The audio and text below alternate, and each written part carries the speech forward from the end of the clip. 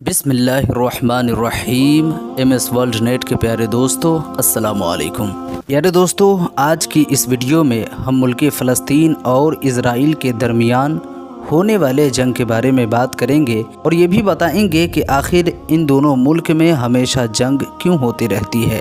دوستو، یاد رہے کہ تقریباً 800 سال ہو چکے بیت المقدس کو صلاح الدین ایوبی نے واپس لائے ہوئے، لیکن پچھلے 100 سال میں پورے یہودی کے اندر ایک یہ فکر لاحق ہوئی ہے کہ ہمارے ایک ریاست ہونی چاہیے، ہمارا ایک ملک ہونا چاہیے، کیونکہ یہ سارے یہودی دنیا بھر میں مارے پھر رہے تھے۔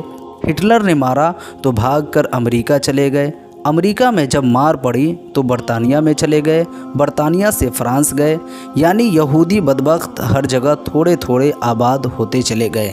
پھر ان کے اندر ایک تحریک پیدا ہوئی، 18ویں صدی عیسوی میں ہماری اپنی ایک ریاست ہونی چاہیے، اور یہ سب حضرت یعقوب علیہ السلام کی نسل میں سے اپنے آپ کو کہتے ہیں اور ترکی کی زمین میں آباد ہونے کی خواہش مند تھے۔ اسی ترکی ملک کا ایک حصہ تھا، لیکن اس وقت وہاں سلطنت عثمانیہ کی حکومت تھی، اسی لیے وہاں آباد ہونا کافی مشکل تھا۔ لیکن اسی اثنا میں یعنی 1914 سے 1918 کے بیچ ورلڈ وار شروع ہوتا ہے، یعنی دنیا کی سب سے بڑی جنگ، جس میں ترکوں نے جرمنی کا ساتھ دیا اور ہار گئے، جس کی وجہ سے سلطنت عثمانیہ کی ساری حکومت ختم ہو گئی اور خلافت عثمانیہ کے ٹکڑے ٹکڑے ہو گئے۔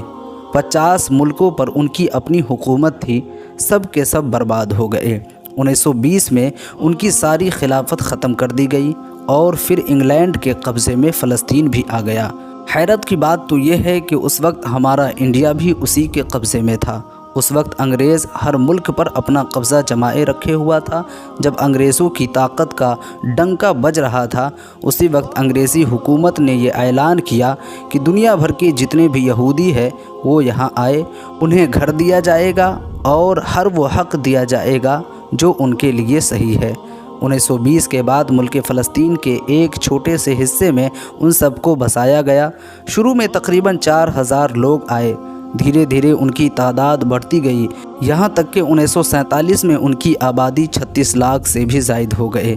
بعد انگریزی حکومت کی مدد سے یہ اعلان کر دیا کہ یہ اب ملک فلسطین نہیں بلکہ اس کے آدھا حصہ اب ملک اسرائیل ہے، یہ ہمارا ملک ہے۔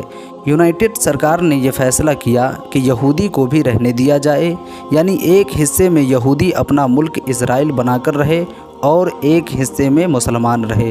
اس فیصلے کا بل آج بھی موجود ہے، لیکن ملک عرب کے سرکار اس بات کے خلاف تھے کہ آخر ہماری اسلامی معاملات اور مقدس جگہ کے بیچ یہ یہودی کیسے رہ سکتا ہے۔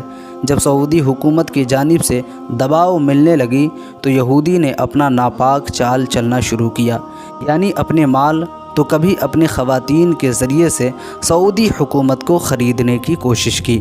بالآخر وہ اپنے مقصد میں کامیاب ہو گئے۔ پھر ایسا ہوا کہ ملک اسرائیل تو بن گیا، لیکن فلسطین کا کوئی وجود نہ رہا۔ آج دنیا میں ملک فلسطین کو ملک مانا ہی نہیں جاتا ہے۔ اگر گوگل پر سرچ کیا جائے تو ملک فلسطین کو کوئی جگہ ہی نہیں بتاتا۔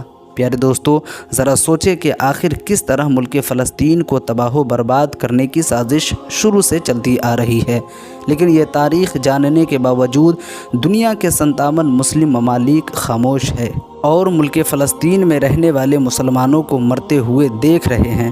پیارے دوستو، آپ کس ملک سے اپنی محبت کا اظہار پیش کرتے ہیں، کامنٹ میں ضرور بتائیں۔